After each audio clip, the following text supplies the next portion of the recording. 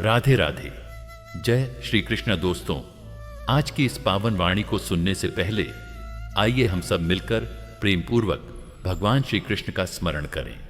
हे मेरे राधे मोहन, जो भी भक्त इस अमृतमयी वाणी को सुन रहा है, उनके जीवन से समस्त दुख, चिंता और कष्ट दूर हों। उनके हृदय में प्रेम, शांति और भक्ति का संचार हो और आपके दिव्य चरणों की कृपा उन पर सदैव बनी रहे। दोस्तों, अपने पवित्र भाव प्रकट करने के लिए नीचे कमेंट में जय श्री कृष्णा अवश्य लिखें। यदि आप हमारे YouTube चैनल गीता अमृतवाणी पर नए हैं तो कृपया चैनल को सब्सक्राइब करके इस भक्ति यात्रा का हिस्सा बने, ताकि श्री कृष्ण के अमृतमय ज्ञान से आपका जीवन आलोकित होता रहे। तो आइए बिना किसी विलंब के आज की दिव्य श्री कृष्ण वाणी आरंभ करते हैं। प्रणाम। मेरे आत्मनिष्ठ दर्शकों, मैं जानता हूं आज इस मंच पर बैठकर जब मैं आपसे यह विषय छेड़ रहा हूं, अच्छे लोगों के साथ ही हमेशा बुरा क्यों होता है, तो आपके भीतर एक गहरी टीस उठी होगी। क्योंकि यह प्रश्न केवल विचारों का नहीं, यह तो आपके जीवन की पीड़ा है। यह उस रात का प्रश्न है जब आप नींद से जागकर रोए थे, किसी को नहीं बताया। यह वह प्रश्न है जो आपने कई बार भगवान के सामने रखा, पर उत्तर में केवल मौन मिला। आप में से कई तो श्री कृष्ण के चरणों में नतमस्तक हैं, फिर भी यह सवाल मन में उठता है, हे नाथ, जब मैंने किसी का बुरा नहीं किया तो मेरे साथ बुरा क्यों हो रहा है। यह वीडियो उत्तर है आपके उसी मौन, उस अनकहे रोष, उस सहनशीलता के पीछे छुपे सत्य का। जीवन में एक समय ऐसा आता है जब कोई अपना छूट जाता है, जब मेहनत रंग नहीं लाती, जब आपके आसपास वो लोग सफल होते दिखते हैं जिन्होंने रास्ते में छल किया, झूठ बोला, पर आप जो सत्य के मार्ग पर डटे रहे, आप ही गिरते जाते हैं। और तब भीतर से एक टूटन शुरू होती है, क्या मैंने कुछ गलत किया था। और फिर आप सोचते हैं शायद ईश्वर सो रहे हैं। मेरे प्रियजनों, मैं जानता हूं क्योंकि मैं भी उसी रास्ते से चला हूं। मैं भी एक समय में रोया हूं, मंदिर में, भीड़ में, अकेले, और श्री कृष्ण से पूछा है, मुझे ही क्यों। और जानिए क्या हुआ। जवाब आया, लेकिन तुरंत नहीं, सालों बाद, अनुभवों के बाद, आत्मा के मंथन के बाद। और वही उत्तर आज मैं आपके साथ बांटना चाहता हूं। श्री कृष्ण ने गीता में कहा था, दुखेष्व अनुद्विग्न मना, सुखेषु विगत स्पृह। अर्थात जो व्यक्ति दुखों में विचलित नहीं होता और सुखों में आसक्त नहीं होता, वही स्थिर बुद्ध योगी है। पर मेरा प्रश्न ये है, श्री कृष्ण ऐसा कह क्यों रहे हैं। क्या यह वाक्य केवल ग्रंथों के लिए था या जीवन के लिए। क्या यह केवल अर्जुन के लिए था या हमारे लिए भी। आप अच्छे हैं, इसीलिए दुनिया आपको तोड़ेगी, क्योंकि यह दुनिया एक पाठशाला है और अच्छे लोगों की कक्षा कठिन होती है। दुख की बात यह नहीं कि आपके साथ बुरा होता है, दुख की बात यह है कि आप सोचते हैं शायद मैं अकेला हूं जिस पर यह बीत रही है। पर सच यह है, अच्छे लोग कभी अकेले नहीं होते। वो हर युग में हैं, हर शहर में, हर परिवार में।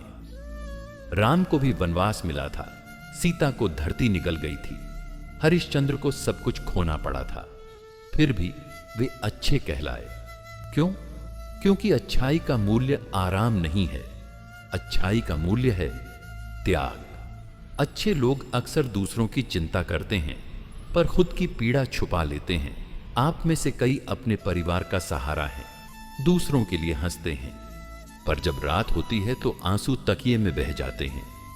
आपने कभी ध्यान दिया, संसार में जिन लोगों ने सबसे बड़ा परिवर्तन लाया, वे अक्सर पीड़ा के दरिया से निकले हुए होते हैं।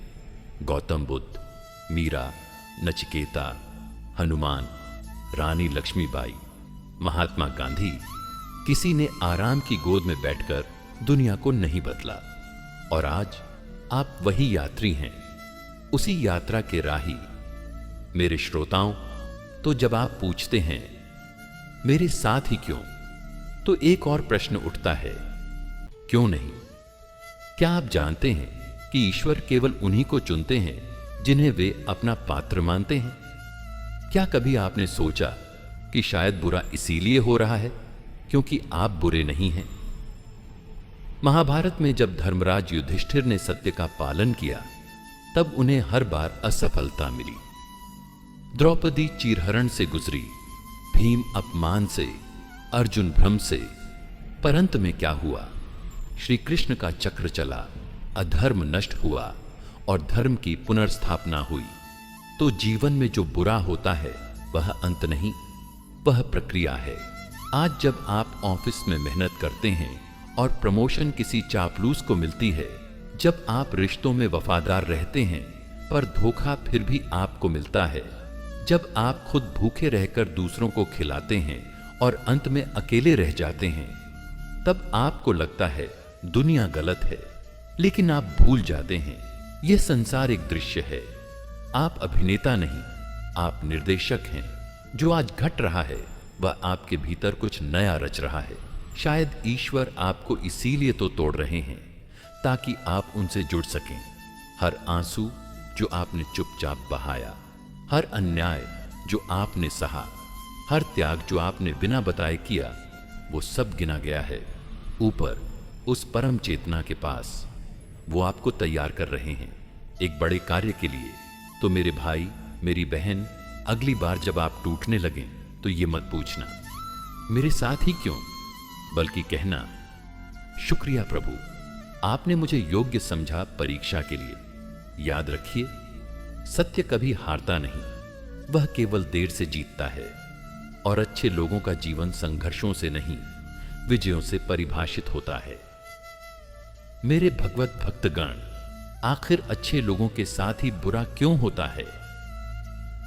यह प्रश्न केवल एक जिज्ञासा नहीं है, यह वेदना है, एक कसक है, एक टूटन है जो उस समय जन्म लेती है जब हम अपने जीवन में सदाचार, सेवा, प्रेम और सत्य के मार्ग पर चलने का प्रयास करते हैं, और फिर भी परिणाम स्वरूप हमें पीड़ा, उपेक्षा, धोखा और दुखी हाथ आता है। हम मंदिरों में घंटियां बजाते हैं, श्री कृष्ण के सामने दीप जलाते हैं, पर जवाब नहीं आता। और धीरे धीरे भीतर एक सवाल पनपता है, क्या यह संसार अच्छा होने वालों के लिए नहीं बना? यह कोई साधारण प्रश्न नहीं है। यह प्रश्न उस स्त्री की पीड़ा है जिसने अपने पति की सेवा में वर्षों बिताए और अंत में उसे ही छोड़ दिया गया। यह उस युवा की बेचैनी है जिसने ईमानदारी से पढ़ाई की, मेहनत की, और फिर भी नौकरियां उन लोगों को मिली जिन्होंने सिफारिश और छल का सहारा लिया।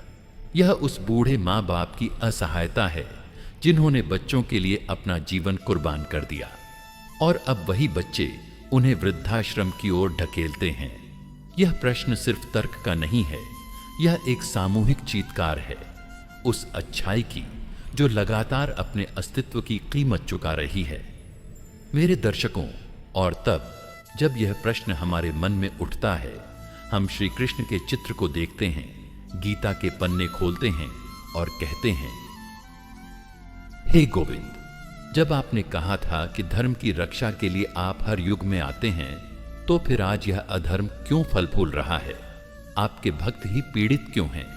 और वो लोग जो आपको जानते तक नहीं, वो ऐशो आराम में क्यों जी रहे हैं?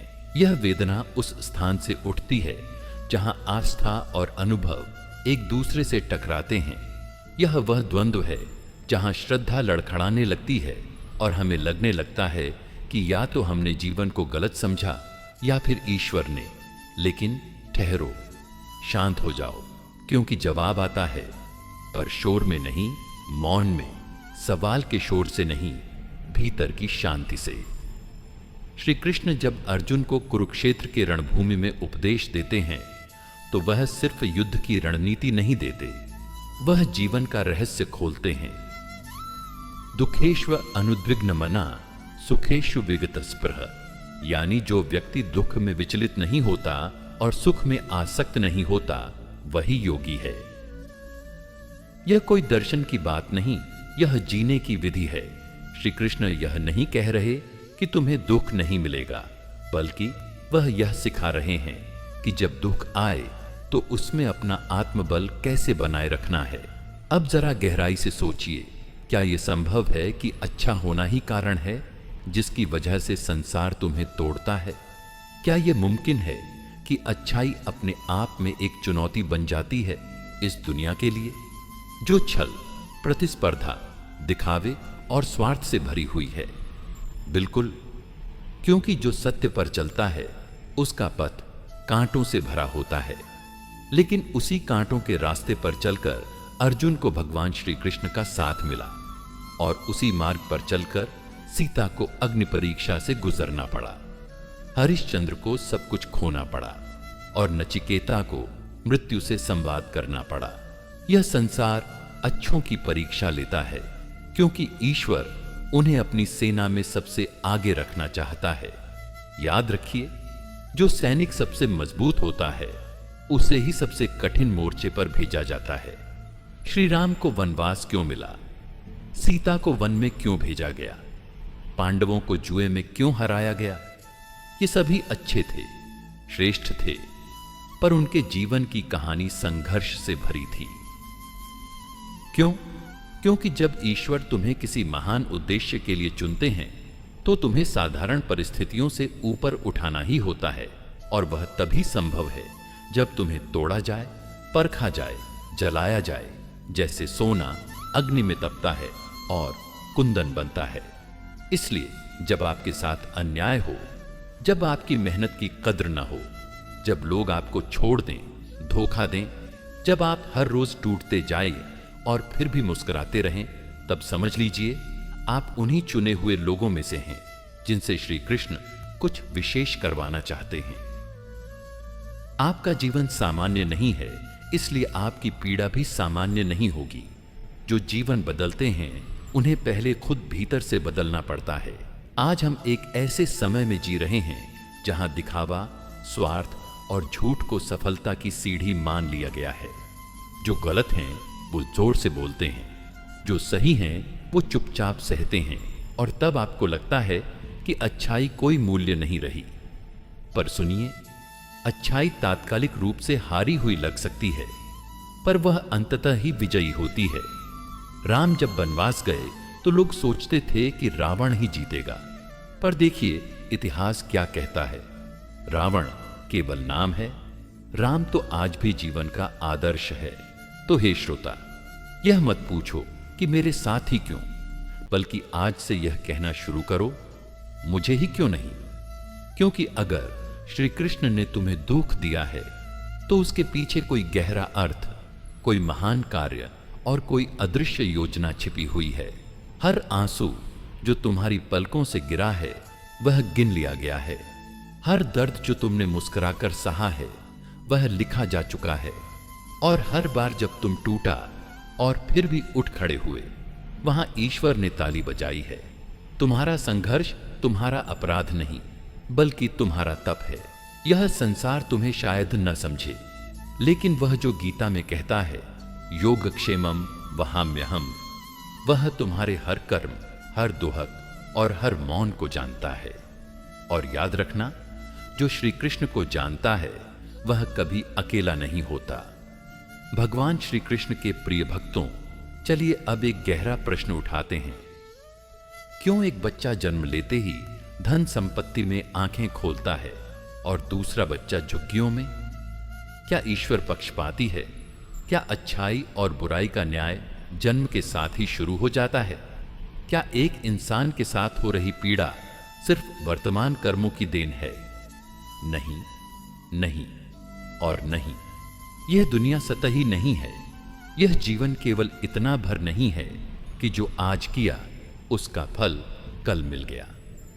जीवन एक महाकाव्य है और हम केवल एक अध्याय पढ़ रहे हैं, जबकि कर्मों की कहानी कई जन्मों की यात्रा से बुनी गई है।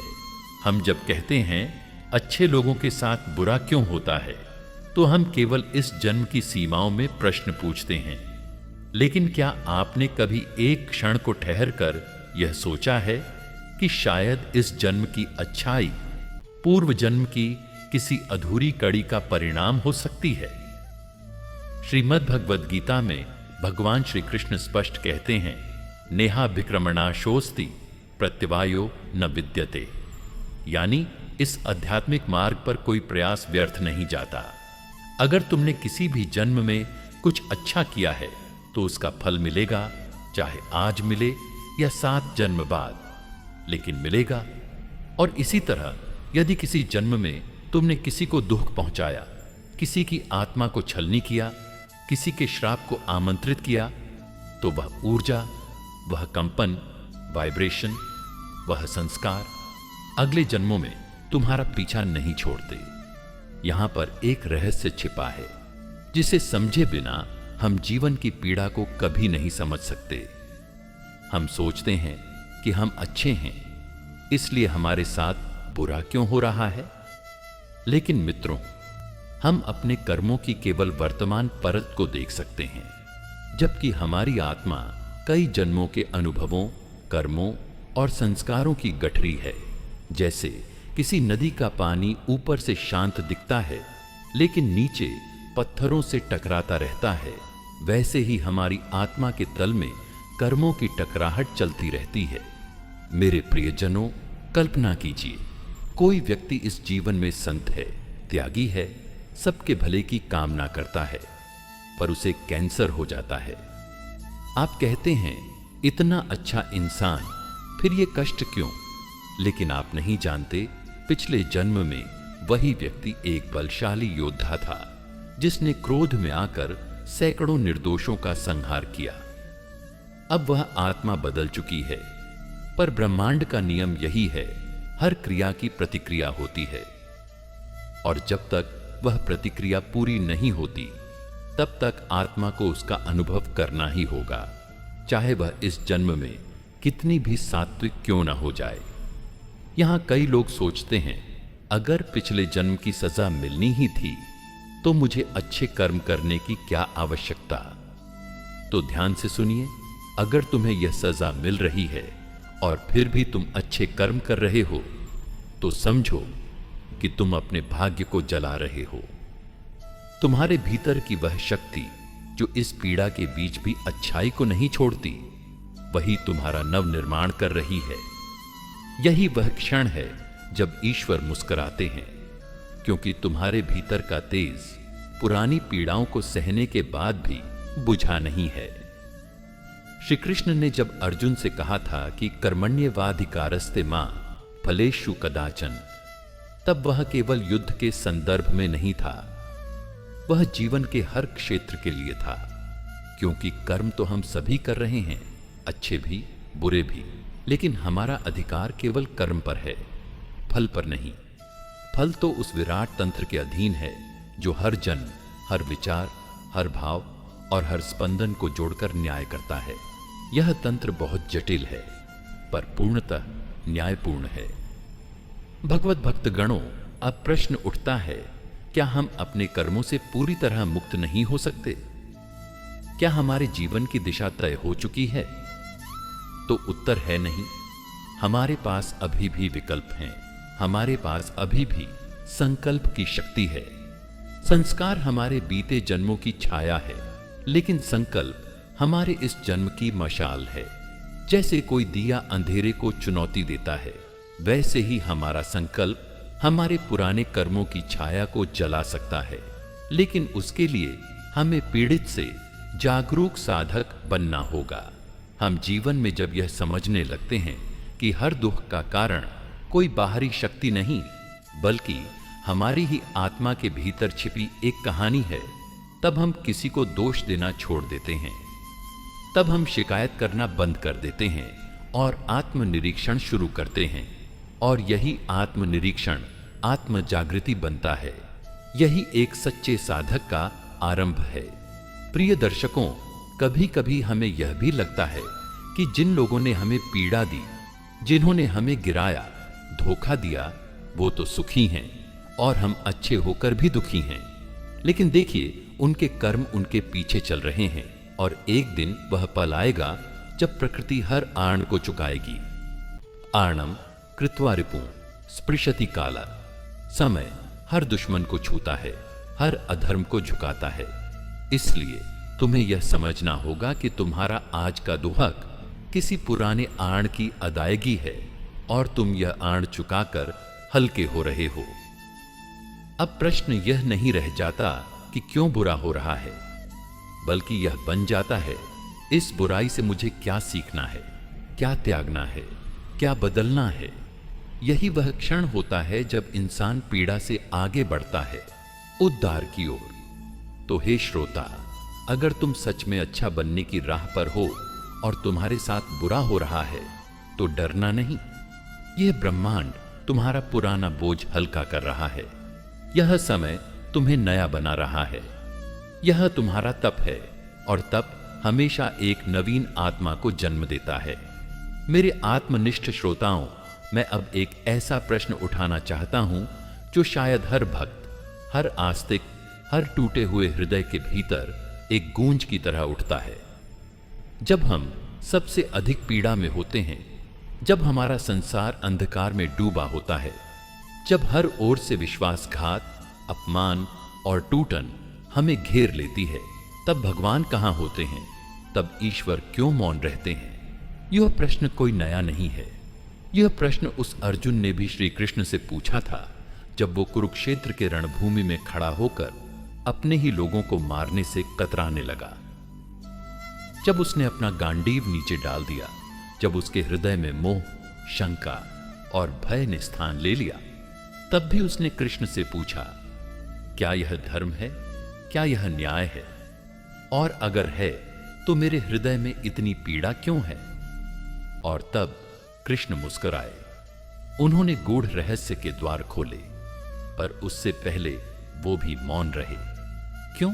क्योंकि ईश्वर का मौन कोई त्याग नहीं, कोई उपेक्षा नहीं। वह मौन स्वयं एक संवाद है।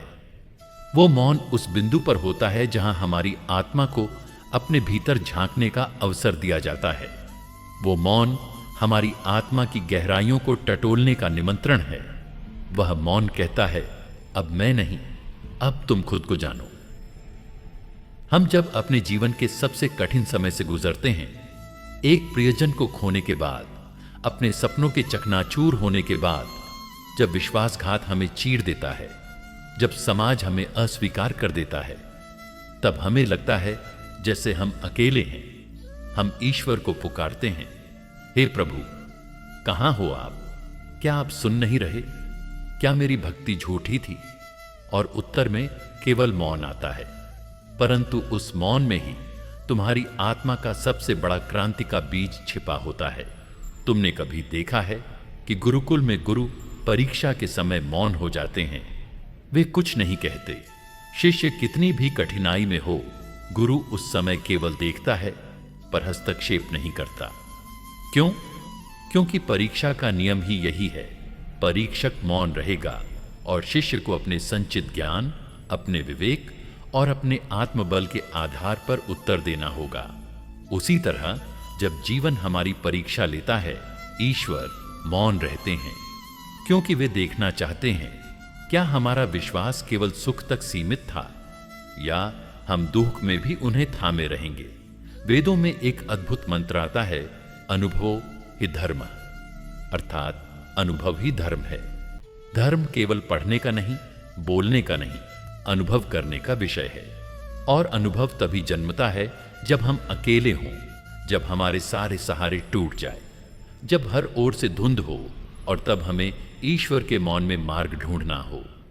यह वही क्षण है जब सच्चा साधक जन्म लेता है। श्री राम जब वनवास गए तो अयोध्या की पूरी प्रजा रो रही थी। उनके पिता दशरथ भी असहाय थे। मां कौशल्या की आंखों में अश्रु थे। सीता और लक्ष्मण ने सब कुछ त्याग दिया और श्री राम, जो स्वयं भगवान थे, उन्हें भी 14 वर्षों तक कष्ट, दुहक, वियोग और युद्धों का सामना करना पड़ा। क्या वे चाहते तो पल भर में सब कुछ बदल नहीं सकते थे? कर सकते थे, पर क्यों नहीं किया? क्योंकि उन्हें मानव जीवन की उस यात्रा से गुजरना था जहां हर मोड़ पर ईश्वर मौन रहते हैं और मनुष्य को अपनी आस्था के बल पर आगे बढ़ना होता है। आज हम जब अपने जीवन में कठिनाई देखते हैं, आर्थिक तंगी, पारिवारिक टूटन, मानसिक तनाव, हम चाहते हैं कि ईश्वर तुरंत हस्तक्षेप करें, लेकिन ईश्वर चमत्कारी हस्तक्षेप नहीं करते। वे आंतरिक जागरण को जन्म देते हैं। वह हमें टूटने की अनुमति देते हैं ताकि हम पुनर्निर्माण कर सकें। वे हमें गिरने देते हैं ताकि हमारी उड़ान सशक्त हो। वे हमें अकेला छोड़ते हैं ताकि हम स्वयं को पहचान सकें। प्रिय श्रोताओं, जब तुम ईश्वर से प्रश्न करते हो, प्रभु आप मौन क्यों हैं, तो सुनो उस मौन में छिपी आवाज को।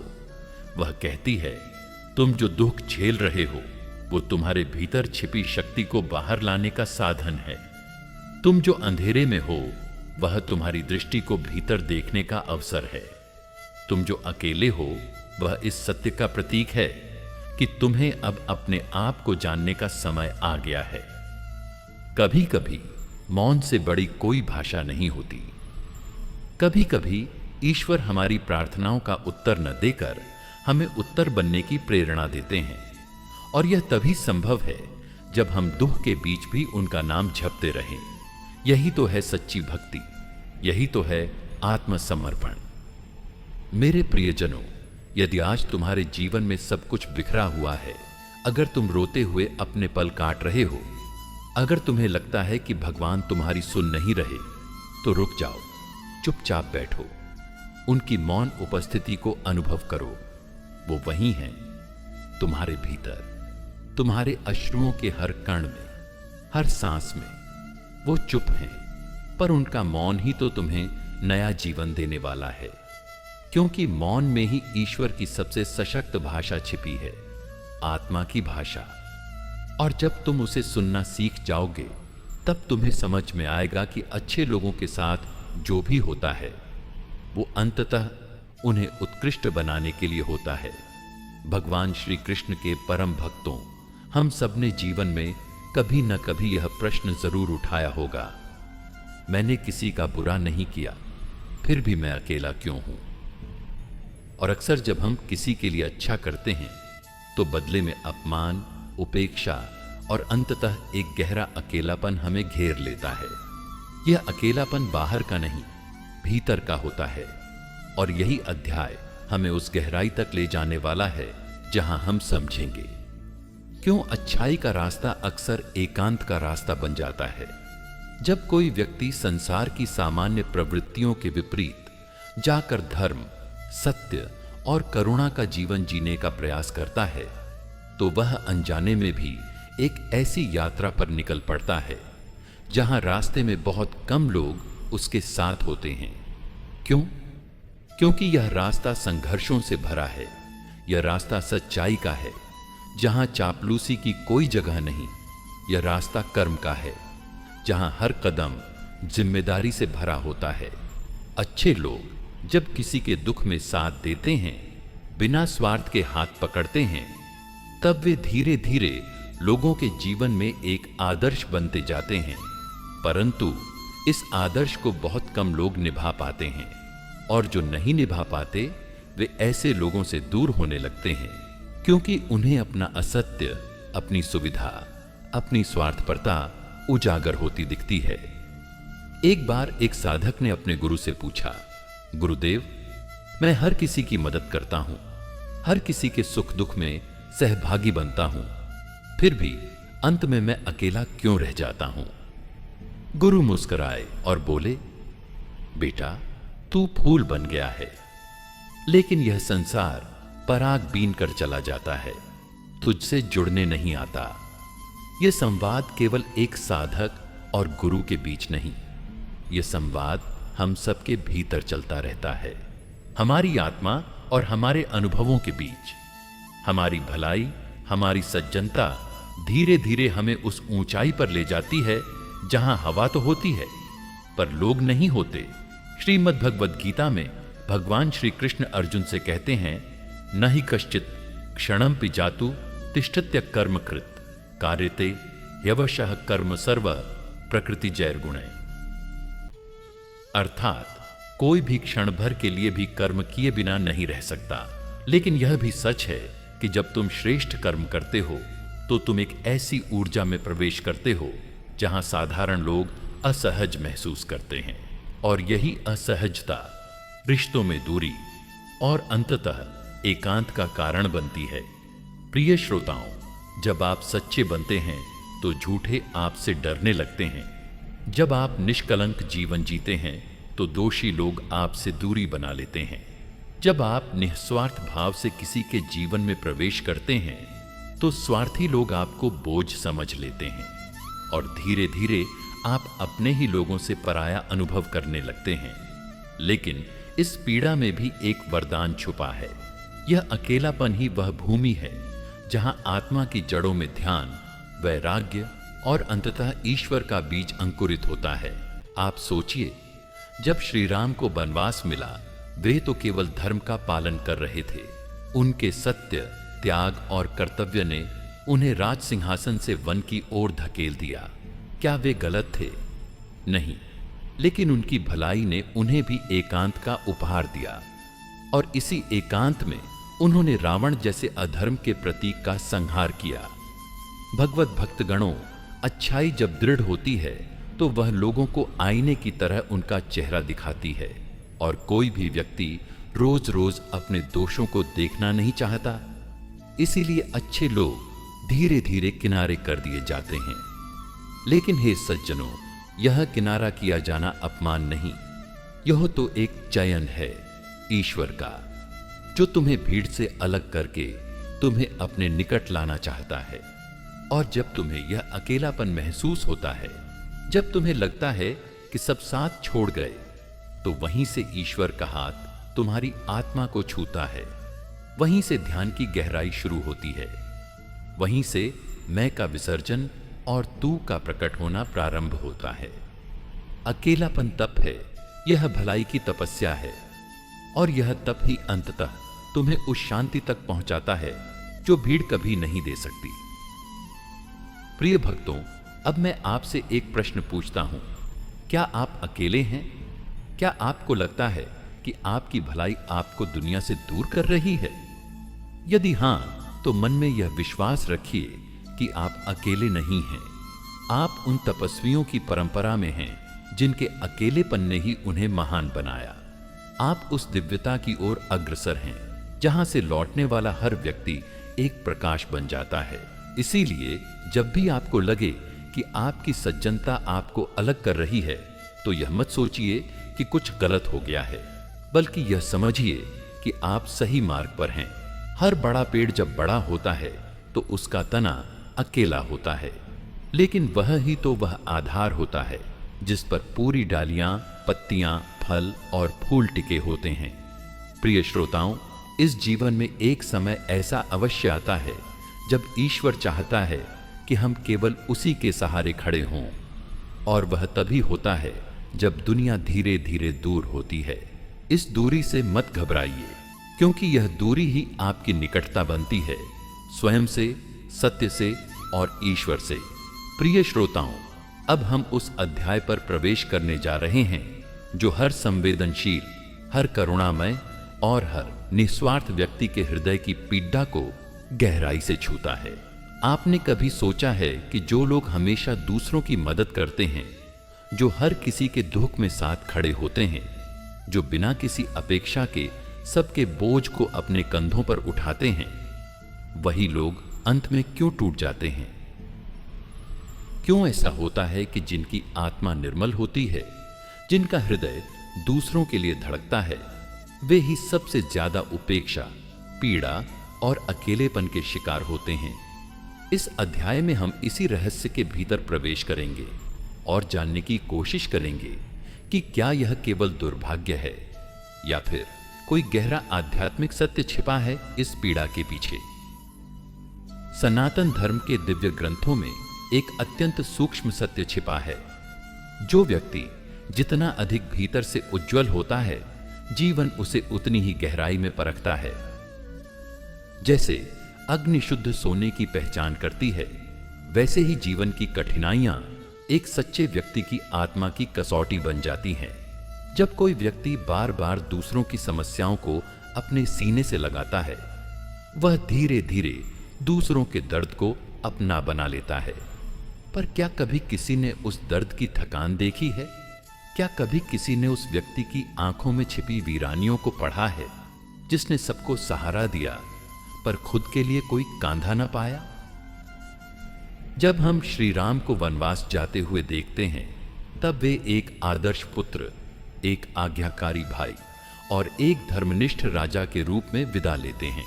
वे दूसरों के लिए वन को गले लगा लेते हैं।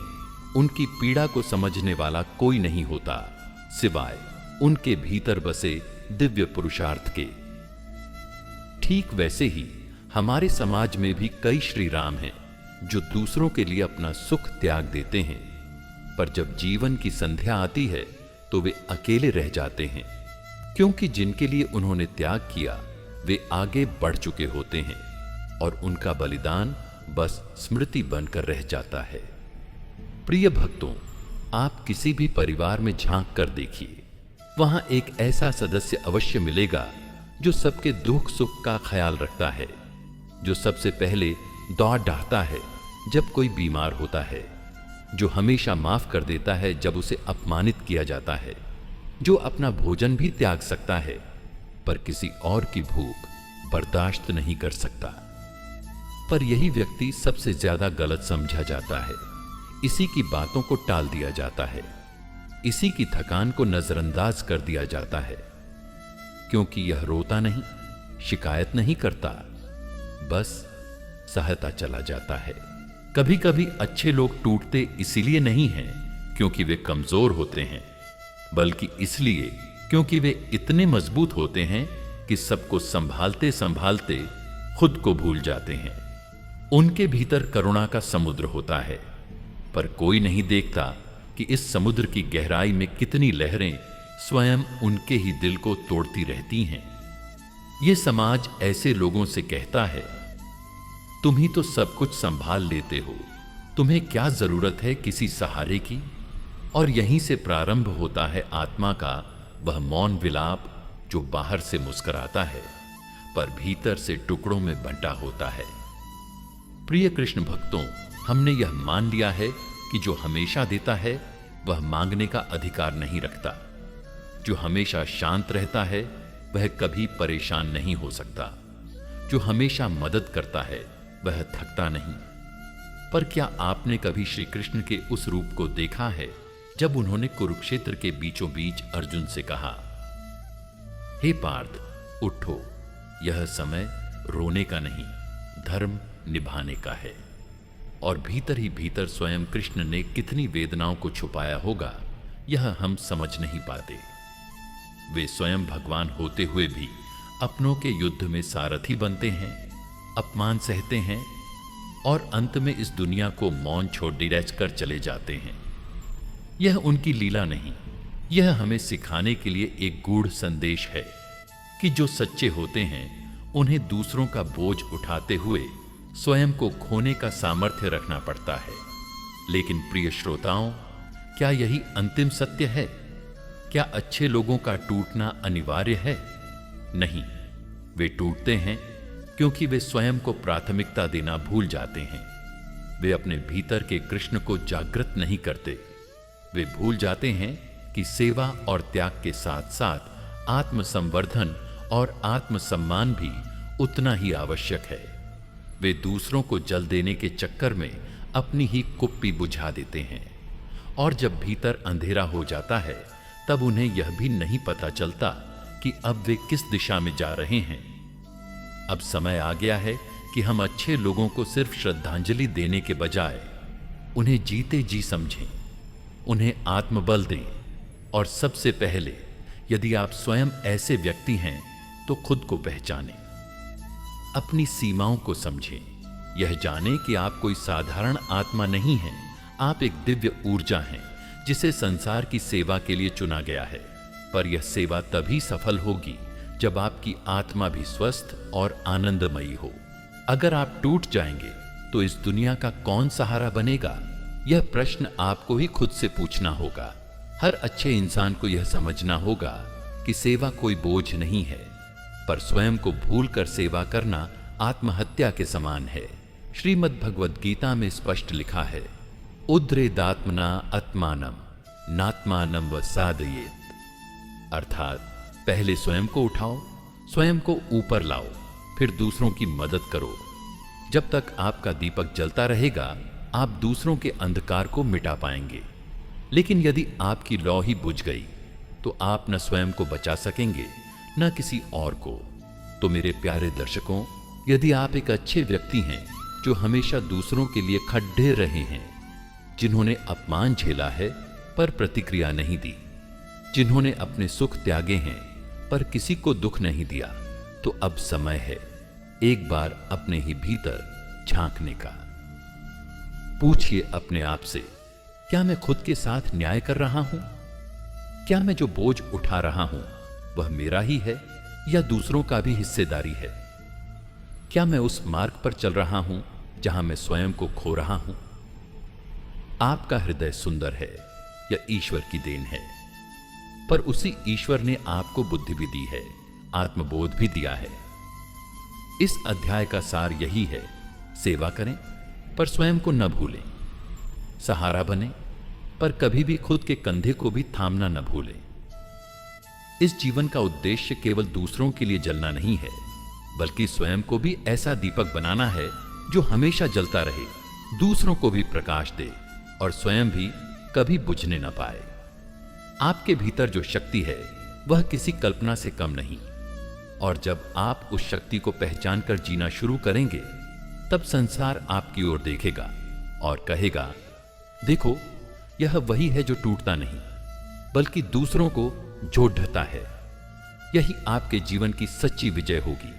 यही उस प्रश्न का उत्तर है। अच्छे लोग टूटते नहीं, वे नया संसार गढ़ने के लिए थोड़ी देर विश्राम लेते हैं और फिर एक नई ऊर्जा के साथ लौटते हैं। भगवान श्री कृष्ण के परम भक्तों, हमारे जीवन में कई बार ऐसा होता है कि हम अपने अच्छे कर्मों, अपनी सच्चाई और ईमानदारी पर अडिग रहते हैं, फिर भी हर दिशा से केवल पीड़ा, अपमान और कष्ट ही प्राप्त होता है। लोग हमारे सरल स्वभाव का लाभ उठाते हैं, हमारे मौन का मजाक उड़ाते हैं और हमारी अच्छाई को हमारी कमजोरी समझते हैं। ऐसे समय में मन बार बार यह प्रश्न पूछता है, क्या इस संसार में अच्छाई व्यर्थ है? यह प्रश्न सरल नहीं है। यह उस आत्मा की पुकार है जो बार बार चोट खाकर भी अपनी सज्जनता से पीछे नहीं हटती। यह अध्याय उसी सत्य पर प्रकाश डालता है कि पुण्य का प्रतिफल तुरंत नहीं, बल्कि ईश्वर की समय रेखा पर आता है। हम यह भूल जाते हैं कि हम एक भौतिक समय रेखा में जी रहे हैं, परंतु हमारे कर्मों का फल उस ईश्वर की दृष्टि में अंकित होता है जो कालातीत है। उसके लिए कोई तुरंत या बाद में नहीं होता। वह जानता है कब, किसको, कितना और कैसे देना है। लेकिन मनुष्य की समस्या यही है कि वह अपने सीमित समय में अनंत न्याय चाहता है।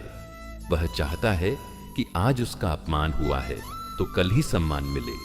लेकिन श्रीमद् भगवद गीता में भगवान श्री कृष्ण कहते हैं, कर्म करो, फल की चिंता मत करो। यह केवल एक उपदेश नहीं है, यह एक दिव्य गणित है। पुण्य का फल हमेशा मिलता है, लेकिन उसके लिए धैर्य और विश्वास की अग्नि में तपना पड़ता है। कल्पना कीजिए एक किसान की जो हर सुबह अपने खेत में जाता है। वह बीज बोता है, पानी देता है, भूमि को निरंतर जोतता है, परंतु क्या बीज उसी दिन फल देता है? नहीं। यह इसलिए हुआ क्योंकि उसके जीवन का मार्ग उच्च था और उच्च मार्ग की परीक्षा भी कठिन होती है। ईश्वर उन्हें चुनता है जो सहन कर सकते हैं और उन्हें परिस्थितियों में डालता है ताकि वे उस रूप में निखरें जिसमें संपूर्ण मानवता की प्रेरणा छिपी हो। जब कोई सज्जन व्यक्ति कष्ट झेलता है तो वह अकेले नहीं झेलता। उसके हर आंसू, हर घाव और हर संघर्ष के पीछे ईश्वर का एक उद्देश्य होता है। और जब वही व्यक्ति उस पीड़ा को आत्मा की सीढ़ी बना लेता है, तब वह केवल एक व्यक्ति नहीं रह जाता, वह एक प्रेरणा बन जाता है। यह प्रेरणा ही है जो पीढ़ियों को रोशनी देती है।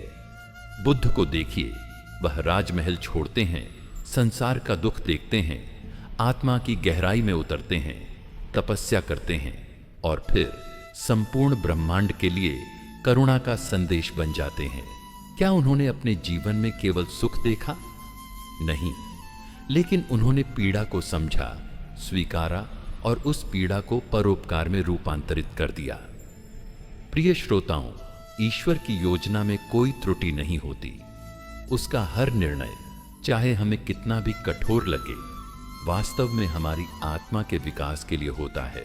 कभी कभी वह हमें हमारे अपनों से अलग करता है, क्योंकि वह जानता है कि आत्मा को अकेले चलना सीखना होगा। कभी वह हमें खाली करता है ताकि हम भीतर से भर सकें, और कभी वह हमें दुनिया से तोड़ता है ताकि हम स्वयं को जोड़ सकें। शास्त्रों में वर्णित है कि राम को भी वनवास मिला, सीता हरण हुआ, लक्ष्मण को मोह त्यागना पड़ा। क्या राम पापी थे? नहीं, वे तो मर्यादा पुरुषोत्तम थे, लेकिन उनकी हर पीड़ा एक शिक्षा थी। उन्होंने हर पीड़ा को धैर्य, त्याग और करुणा से पार किया।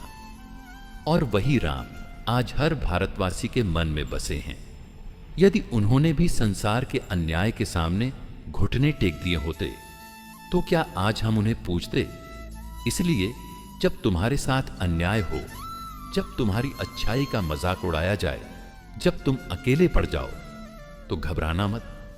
जान लो कि ईश्वर तुम्हें उस समय रेखा पर रख रहा है जहां वह तुम्हारे पुण्य का महानतम प्रतिफल देने वाला है। हो सकता है आज यह समझ में ना आए, लेकिन एक दिन यह स्पष्ट होगा कि हर आंसू एक वरदान था, हर चोट एक मार्गदर्शन थी, और हर अस्वीकार एक उच्च स्वीकार की तैयारी थी। मेरे प्रियजनों, अच्छे लोगों के साथ बुरा इसलिए होता है क्योंकि वे बुरे अनुभवों से गुजरकर अच्छे से भी श्रेष्ठ बनते हैं। उनकी आत्मा साधारण नहीं होती। उनकी पीड़ा उनके भीतर के दिव्यता को जगाने का माध्यम बनती है, और जब वह दिव्यता जागती है तो वह न केवल स्वयं को बदलती है, बल्कि संपूर्ण समाज को दिशा देती है। तो अगली बार जब जीवन तुम्हें दुख की आग में डाले, तब मुस्कुरा देना और कहना, प्रभु मुझे स्वीकार है, क्योंकि मैं जानता हूं आप मेरी आत्मा को उस ऊंचाई तक ले जा रहे हैं जहां पहुंचने के लिए यह अग्नि आवश्यक है।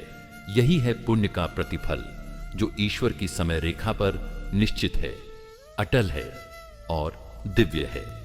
प्रिय श्रोताओं, जब भी हम किसी तपस्वी को देखते हैं जो संसार की चकाचौंध को त्याग कर एकांत वनों में चला गया है, या जब हम किसी योगी को देखते हैं जो अपने भीतर की यात्रा में लीन होकर बाहरी परिस्थितियों से अछूता रहता है, तो एक बात बहुत गहराई से समझ में आती है कि आत्मबोध या आत्मा की परिपक्वता कभी सुख शैया पर नहीं होती। यह हमेशा दुखों की आंच में तपकर ही सामने आती है। यही वह सत्य है जिसे जानने के बाद हम यह प्रश्न करना बंद कर देते हैं कि अच्छे लोगों के साथ ही बुरा क्यों होता है। हम समझने लगते हैं कि यह बुरा वास्तव में हमारे लिए एक दैवीय निमंत्रण है, एक आह्वान जो हमें आत्मा के विकास की ओर बुला रहा है। जीवन कोई प्रतियोगिता नहीं जहां सबसे तेज दौड़ने वाला ही विजयी हो। यह एक तीर्थ यात्रा है जहां हर मोड़ पर, हर घाटी में, हर अंधकार में कोई गूढ़ शिक्षा छिपी होती है। क्या आपने कभी गौर किया है कि भगवान श्री राम को वनवास क्यों मिला? क्या वे कोई अपराधी थे? क्या उन्होंने कोई अनुचित कार्य किया था? नहीं, उनका जीवन तो धर्म की परिभाषा बन चुका है। फिर भी उन्हें 14 वर्ष का वनवास मिला। यह दुख नहीं था, यह आत्मा की परिपक्वता की प्रयोगशाला थी।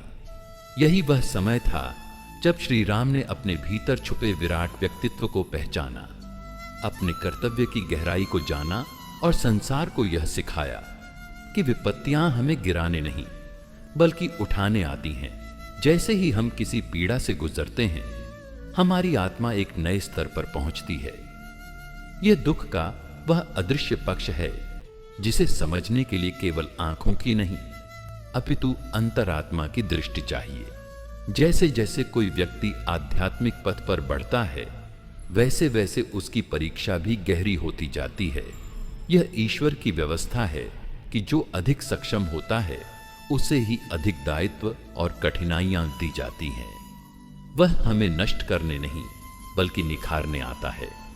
यह बात श्री कृष्ण ने अर्जुन से कही थी जब उन्होंने कहा, हे पार्थ, तो यह क्यों सोचता है कि युद्ध केवल रक्तपात है? यह तो आत्मा के धर्म की स्थापना है। प्रिय दर्शकों, आपने कभी एक मिट्टी के दीपक को देखा है? जब तक उसे अग्नि में नहीं तपाया जाता वह दीप नहीं बन सकता, और जब तक वह जलता नहीं तब तक प्रकाश नहीं दे सकता। अच्छे लोगों के साथ जो बुरा होता है वह उस अग्नि की तरह है जो उन्हें नष्ट नहीं बल्कि प्रकाशित करने आती है। वह उनकी आत्मा को उस ऊंचाई तक ले जाती है जहां से वे न केवल अपना जीवन बल्कि दूसरों के जीवन को भी प्रकाशित कर पाते हैं। दुख हमें भीतर से तोड़ता नहीं बल्कि हमारे भीतर छिपी दिव्यता को जागृत करता है। अब यदि आप अपने जीवन की ओर देखें तो क्या आपको यह नहीं लगता कि आपकी सबसे गहरी समझ, सबसे मजबूत संकल्प, सबसे प्रखर आत्मविश्वास उन्हीं समयों में आया जब आपने किसी कठिनाई को झेला, जब कोई प्रिय व्यक्ति छूट गया, जब कोई सपना टूट गया, जब कोई विश्वास डगमगा गया? तभी तो आपने अपने भीतर से किसी नए आप को जन्म लेते देखा। यही है आत्मा की परिपक्वता का क्षण। यही है वह क्रांति जो भीतर घटती है और जीवन को नया आयाम देती है। आज समाज में अच्छे लोग कम नहीं हैं, लेकिन वे बिखरे हुए हैं। वे संघर्ष कर रहे हैं, निराश हो रहे हैं, टूट रहे हैं, क्योंकि वे इस गूढ़ सत्य को नहीं समझ पा रहे कि उनकी पीड़ा उनका अपराध नहीं है, बल्कि वह तो ईश्वर की विशेष कृपा है। भगवान श्री कृष्ण ने गीता में यही तो कहा, हे अर्जुन, जो सुख दुख, मान अपमान, लाभ हानि को एक समान मानता है वही सच्चा योगी है। दुख तो जीवन का एक यंत्र है जो आत्मा को निर्मल करता है, संकल्प को दृढ़ करता है और हृदय को विशाल बनाता है। यदि आज आप दुख में हैं और फिर भी अपने धर्म पर अडिग हैं, फिर भी किसी को कष्ट नहीं देते, फिर भी सत्य पर चलते हैं, तो जान लीजिए कि आप एक साधारण मानव नहीं बल्कि एक तपस्वी आत्मा है। यह संसार आपको नहीं पहचान सकता, लेकिन परमात्मा जानता है कि आप किस तप से गुजर रहे हैं। जब समय आएगा तो वह स्वयं आपके जीवन को उदाहरण बना देगा, प्रेरणा बना देगा, प्रकाश बना देगा। तो अगली बार जब कोई आपसे पूछे कि अच्छे लोगों के साथ ही हमेशा बुरा क्यों होता है, तो मुस्कुराइए और कहिए, क्योंकि ईश्वर उन्हें महान बनाना चाहता है, क्योंकि उन्हें आत्मा की उस ऊंचाई तक ले जाना चाहता है जहां से वे केवल जीते नहीं बल्कि औरों को भी जीना सिखाते हैं। प्रिय आत्मन, कभी आपने सोचा है कि जब कोई अच्छा व्यक्ति जो किसी को दुख नहीं देता, जो ईमानदारी से जीवन जीता है, जो सत्य और करुणा का पालन करता है, जब वही व्यक्ति दुख की सबसे कठिन परतों से गुजरता है, तो यह संसार चुप क्यों रहता है? जब कोई छलिया, पाखंडी और स्वार्थी व्यक्ति ऐश्वर्य और सफलता में झूमता है, तो भगवान क्यों चुप रहते हैं? ये प्रश्न केवल आपके मन में नहीं है, ये हजारों वर्षों से ऋषियों के, संतों के, भक्तों के और राजाओं के मन में उठते आए हैं, और श्रीमद् भागवत, उपनिषद और पुराणों में हमें इनका उत्तर धीरे धीरे मिलता है। लेकिन उसके लिए हमें इस संसार की वास्तविकता को एक नाटक की तरह समझना होगा, एक रंगमंच जहां हर जीवात्मा एक किरदार है और हर पीड़ा एक भूमिका। प्रिय श्रोताओं, महाभारत के युद्ध में अर्जुन ने जब गांडीव नीचे रख दिया और कहा, हे केशव, मैं युद्ध नहीं करूंगा, मैं अपनों को मार नहीं सकता, तो क्या वह एक पवित्र भावना नहीं थी?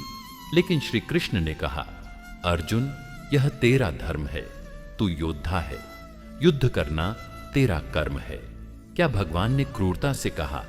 नहीं, उन्होंने कहा, क्योंकि यह संसार एक रंगमंच है और अर्जुन उस समय नायक था जिसे धर्म की रक्षा के लिए कष्ट उठाने पड़ रहे थे। अच्छे लोगों के साथ बुरा इसलिए होता है क्योंकि वे ही वो आत्माएं होती हैं जो कष्ट सहने की क्षमता और उद्देश्य लेकर जन्मी होती हैं।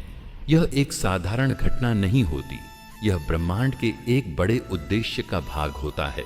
जैसे एक अभिनेता मंच पर रोता है, चिल्लाता है, युद्ध करता है और दर्शक उसकी पीड़ा में डूब जाते हैं, वैसे ही संसार की आत्माएं अपने अपने पात्र निभा रही हैं।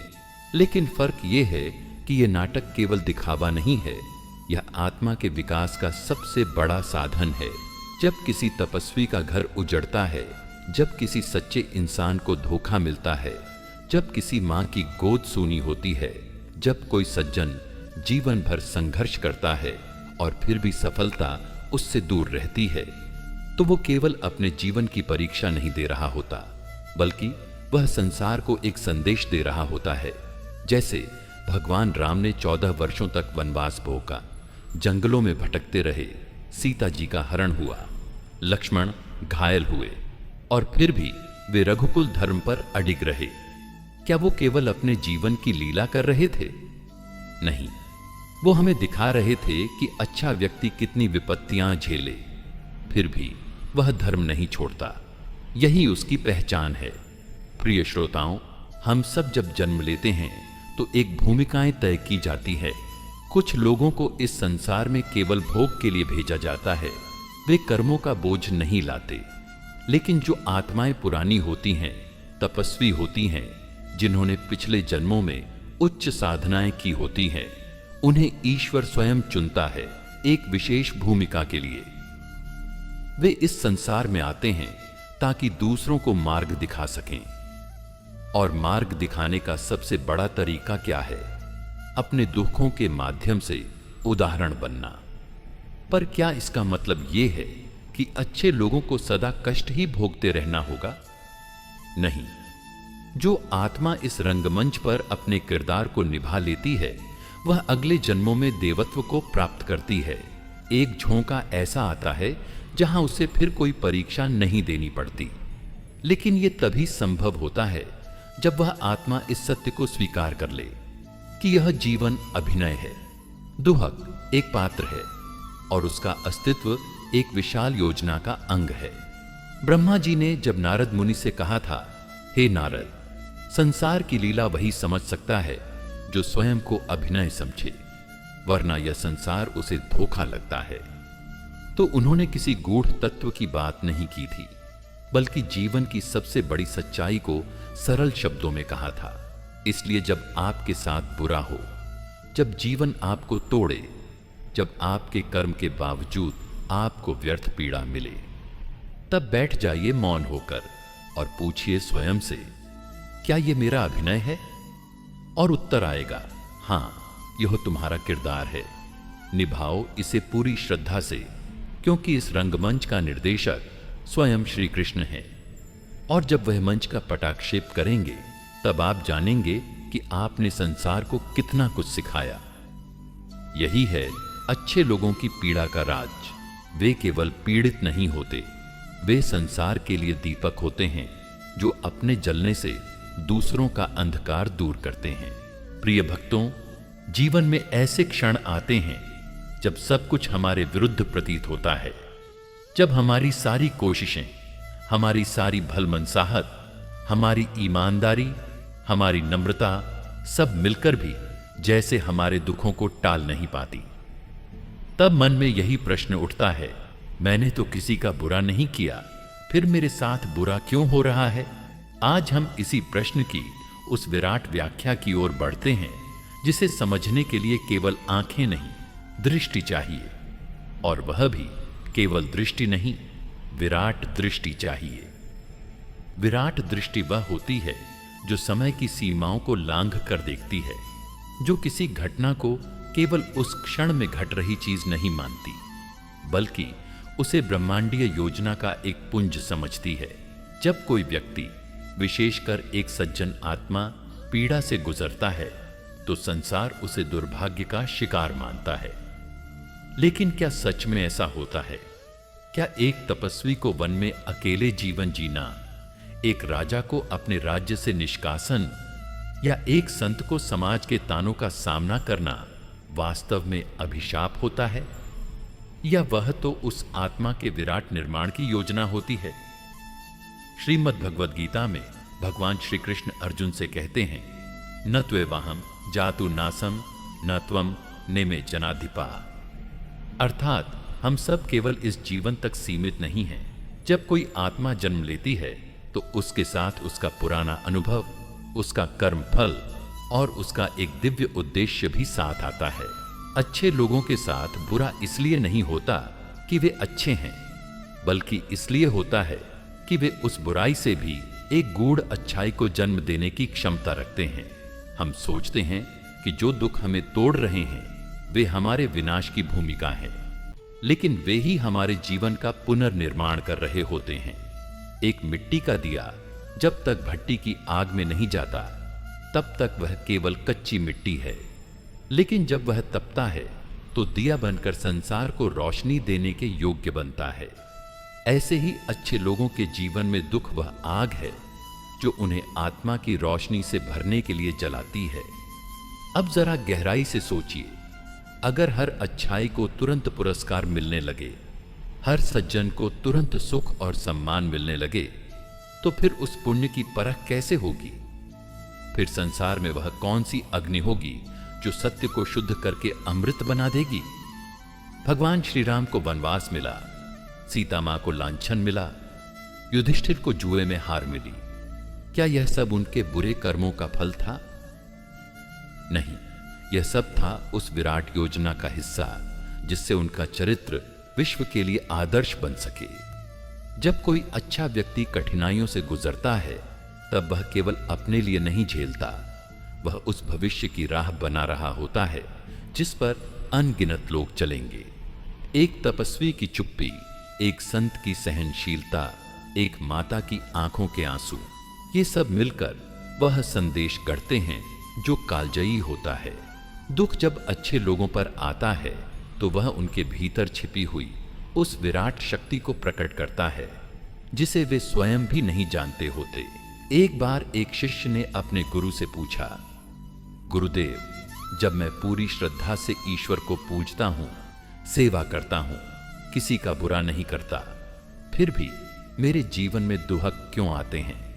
गुरु ने मुस्कुराकर कहा, बेटा, जिस वृक्ष पर सबसे मीठे फल लगते हैं उसी को सबसे ज्यादा पत्थर पड़ते हैं, और वह पत्थर उसे तोड़ने नहीं, दुनिया को उसका स्वाद बताने आते हैं।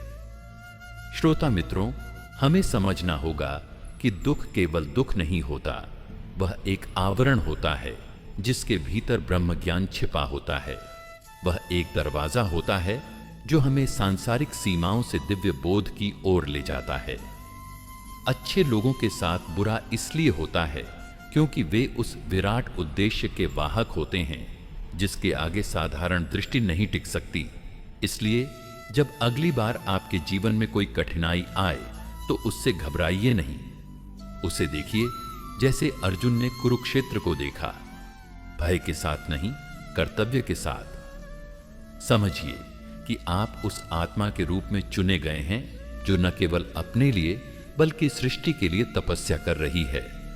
दुख आए तो स्वागत कीजिए, क्योंकि वही दुख आपको उस विराट स्वरूप की ओर ले जाएगा जहां आप स्वयं अपने अस्तित्व की महिमा को पहचान पाएंगे। तो मेरे प्रियजनों, अब तुम जान चुके हो कि तुम्हारे साथ जो कुछ भी हुआ वो तुम्हारे खिलाफ नहीं, तुम्हारे पक्ष में था। अब तुम्हारा हृदय यह स्वीकार करने को तैयार है कि ईश्वर तुम्हें तोड़ नहीं रहा था, वो तुम्हें बना रहा था। तुम्हारी अच्छाई को उसकी सर्वोच्चता तक पहुंचाने के लिए तुम्हें आग से गुजारना जरूरी था।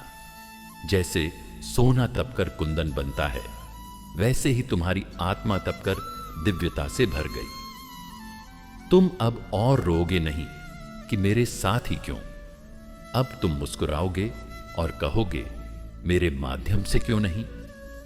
जो पीड़ा तुम्हें दी गई थी वो इसलिए नहीं कि तुम कमजोर थे, बल्कि इसलिए कि तुम चुनिंदा थे उस विराट योजना में जहां ईश्वर चाहता था कि तुम दूसरों के लिए प्रेरणा बनो। अब उठो, जागो और रुको मत, क्योंकि अब तुम्हारे आंसू किसी और के जीवन का जवाब बनेंगे। अब तुम्हारी खामोशी किसी और की प्रार्थना का समाधान बनेगी। अब तुम्हारा हर घाव एक नई रचना करेगा, क्योंकि अब तुम सिर्फ पीड़ित नहीं हो, अब तुम एक जागृत आत्मा हो।